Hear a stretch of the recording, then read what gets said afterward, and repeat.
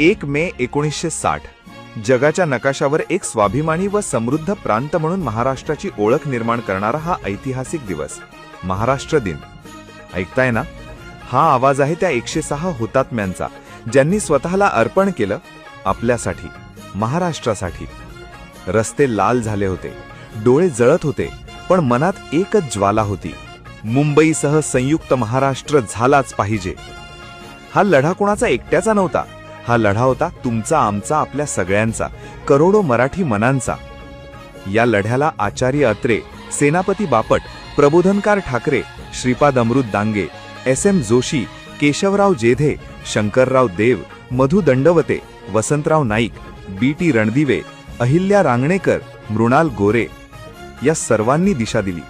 शाहीर अमर शेख, अण्णाभाऊ साठे आणि शाहीर साबळे यांनी आपल्या पोवाड्यातून मराठी जनतेच्या मनात क्रांतीची ठिणगी पेटवली. कामगारांनी संप पुकारले, शेतकऱ्यांनी मोर्चे काढले, विद्यार्थ्यांनी रस्त्यावर उतरून आंदोलन केलं. आपल्या निर्दोष मराठी बांधवांवर गोळ्या झाडल्या गेल्या. फ्लोरा फाउंटनचा परिसर आजही त्या रक्तरंजित संघर्षाची साक्ष देत आहे. 106 बांधव शहीद झाले, हजारो जण तुरुंगात गेले, पण मराठी माणूस झुकला नाही. आणि मग तो दिवस उजाडला, 1 मे 1960. अखेर करोडो मराठी मनांचं स्वप्न साकारलं.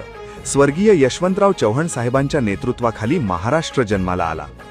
बांधवांनो, हा महाराष्ट्र कुणाच्या दयेने मिळालेला नाही, तर तो रक्ताने, संघर्षाने आणि बलिदानाने घडलेला आहे. चला पुन्हा तीच जिद्द, तीच अस्मिता जागवूया, कारण आपण फक्त महाराष्ट्रात राहत नाही, तर आपणच महाराष्ट्र आहोत. जय महाराष्ट्र, जय हिंद.